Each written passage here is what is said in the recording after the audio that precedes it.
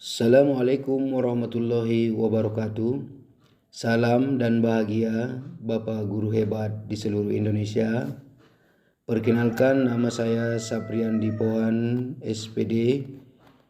Saya seorang guru di sekolah dasar negeri yang statusnya masih honorer, di mana saya bekerja di sekolah dasar nomor 100801 Pasar Sempurna, tepatnya di Kecamatan Marancar, Kabupaten Tapanuli Selatan, dan Provinsi Sumatera Utara, Indonesia. Izinkan saya untuk memberi pemahaman untuk rekan-rekan guru seluruh Indonesia tentang kurikulum merdeka. Konsep umum kurikulum merdeka bisa kita ketahui dengan pertanyaan-pertanyaan berikut. Yang pertama, apa itu kurikulum merdeka? Yang kedua, mengapa perlu diterapkan kurikulum merdeka? Yang ketiga, mengapa kurikulum merdeka dijadikan opsi? Yang keempat, bagaimana struktur mata pelajaran kurikulum merdeka? Yang kelima, apa itu capaian dan alur tujuan pembelajaran? Dan yang keenam, apa itu proyek penguatan profil Pancasila? Baik Bapak Ibu, saya mulai dari yang pertama, apa itu kurikulum merdeka? Kurikulum merdeka adalah pembelajaran intrakurikuler yang beragam, di mana mendalami konsep dan menguatkan kompetensi. Dan guru lebih leluasa untuk memilih perangkat pembelajaran sesuai dengan kebutuhan dan minat pendidik. Berorientasi ke proyek. Proyek di sini maksudnya adalah penguatan profil pelajar Pancasila.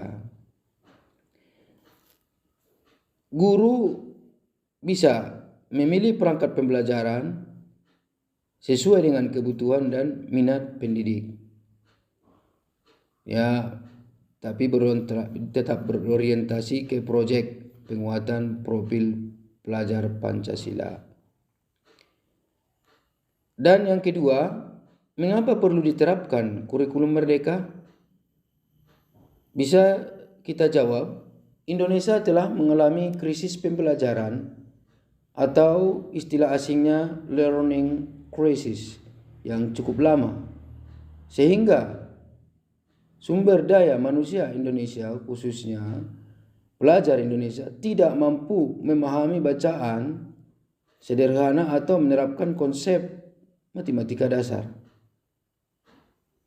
Dan terjadinya kesenjangan pendidikan yang curam di antara wilayah dan kelompok sosial di Indonesia. Dan sekolah itu memiliki kewenangan dan tanggung jawab untuk mengembangkan kurikulum yang sesuai dengan kebutuhan dan konteks masing-masing sekolah. Proses perubahan kurikulum nasional harapannya dapat terjadi secara lancar dan bertahap. Kemudian, mari kita ingat, mengapa kurikulum merdeka dijadikan opsi?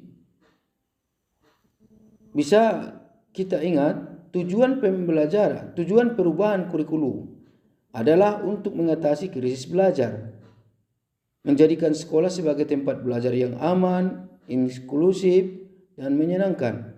Juga reformasi sistem evaluasi pendidikan, menata sistem rekrutmen dan pelatihan guru, menyelaraskan pendidikan vokasi dengan dunia kerja, mendampingi dinas-dinas pendidikan, dan melakukan penguatan anggaran dan kelembagaan. Lalu bagaimana struktur mata pelajaran kurikulum merdeka di PAUD, di SD, di SMP, dan SMA. Struktur kebutuhan sekolah dasar dan madrasah ibtidaiyah dibagi menjadi 3 fase, di mana fase A untuk kelas 1 dan kelas 2, fase B untuk kelas 3 dan kelas 4, dan fase C untuk kelas 5 dan kelas 6. Struktur kurikulum di sekolah menengah pertama atau madrasah sanawiyah terdiri atas satu fase, yaitu fase D.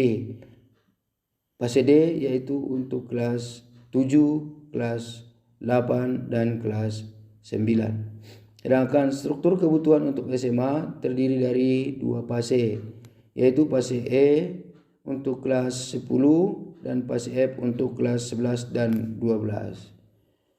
Perubahan kurikulum sekolah menengah kejuruan diawali dengan penataan ulang spektrum keahlian sekolah menengah kejuruan, dan spektrum keahlian adalah daftar bidang dan program keahlian sekolah menengah kejuruan yang disusun berdasarkan kebutuhan dunia kerja yang meliputi dunia usaha, dunia industri, badan usaha milik negara, badan usaha milik daerah, instansi pemerintah atau lembaga lainnya, serta perkembangan ilmu, pengetahuan, teknologi, seni, dan budaya.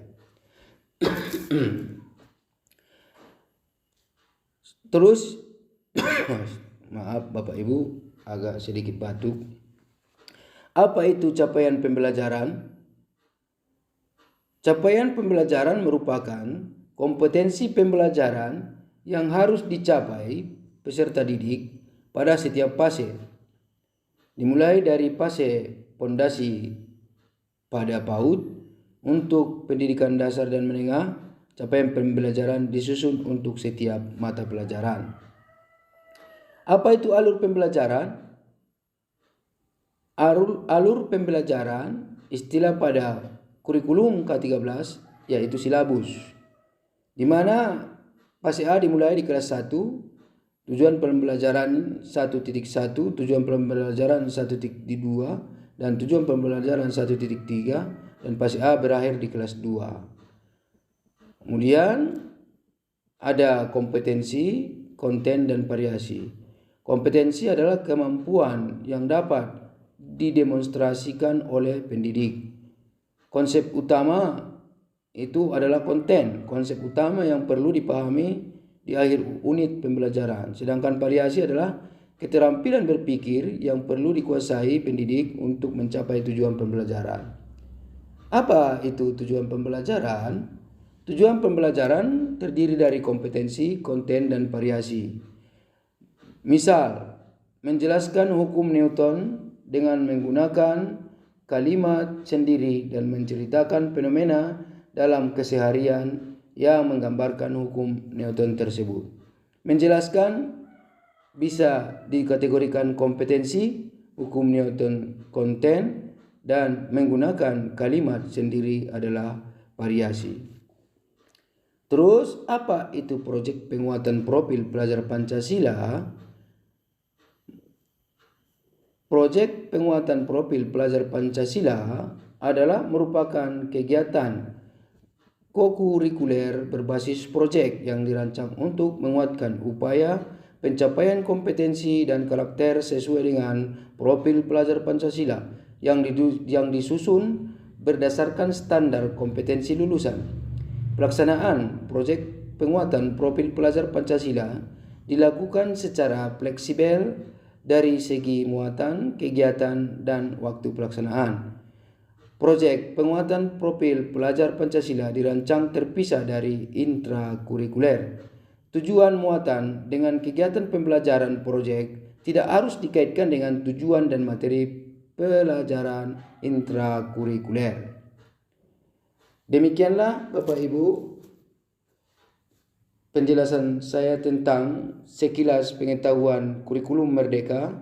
Mudah-mudahan dapat dipahami dan juga bisa diberikan umpan balik kepada saya tentang materi yang saya jelaskan. Dan akhir salam, selamat berkarya dan merdeka.